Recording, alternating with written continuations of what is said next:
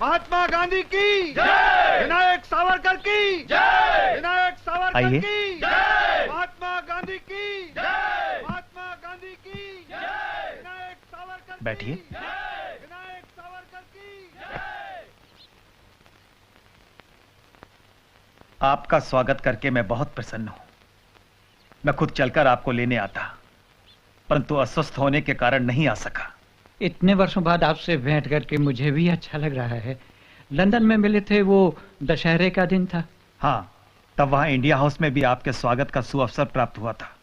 बहुत समय बीत गया। आपने रत्नागिरी में हरिजन उद्धार का जो काम किया वो बहुत प्रशंसनीय है। हरिजन? हाँ, मेरे विचार से शुद्ध शब्द का इस्तेमाल हमें नहीं करना चाहिए। उसकी जगह हरिजन कहना ठीक है। हरिजन तो हम सभी हैं।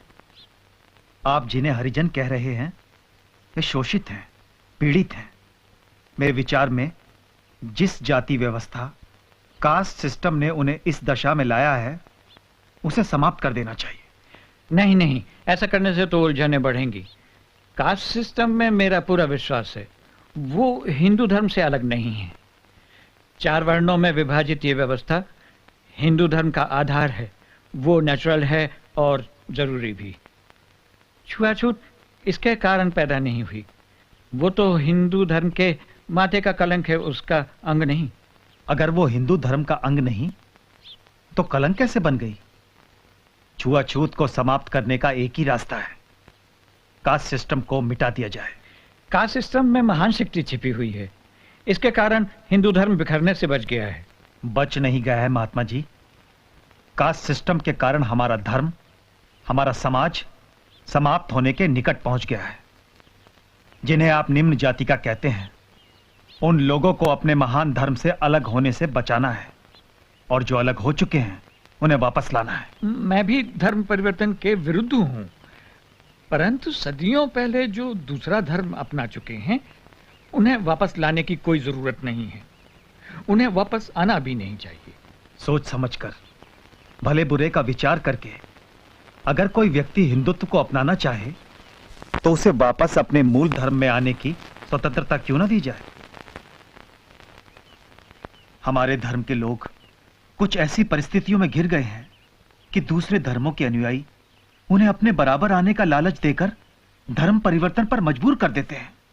इसीलिए मैं कहता हूं, जिन प्रथाओं ने हमारे बीच ऊंच नीच का भाव लाया है, अब उनका कोई उपयोग नहीं है। मैंने उनके पुतले जला दिए हैं। इस प्रकार तो हिंसा बढ़ेगी। यह हिंसा नहीं, संघर्ष है। संघर्ष और क्रांति से नई उपयोगी व्यवस्था का जन्म होगा। आप भी तो स्वतंत्रता प्राप्ति के लिए संघर्ष कर रहे हैं, क्या उसकी कोई सार्थकता नहीं? मेरा आग्रह इस बात पर है कि आजादी उचित और नैतिक साधनों से प्राप्त हो। लोग अहिंसा के मार्ग पर चलें। इतने विशाल देश को स्वाधीन कराना है। शत्रु भयंकर साधन संपन्न है। उसका सामना बिना हथियारों के कैसे संभव है?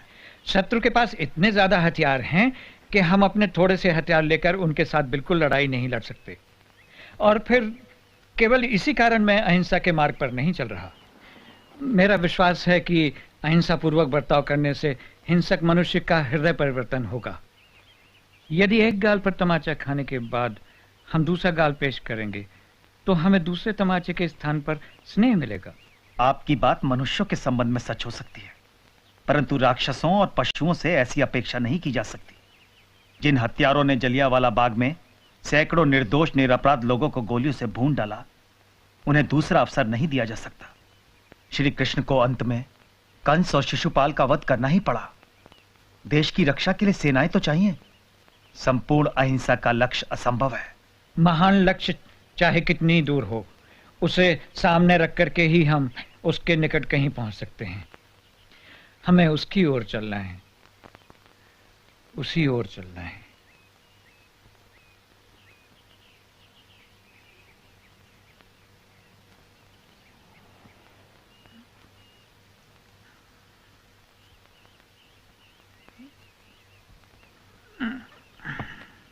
मुझे लगता है हम कई बातों में एक दूसरे से सहमत नहीं हैं, परंतु सावरकर, मुझे इतना अधिकार तो है कि अहिंसा का प्रयोग करूं।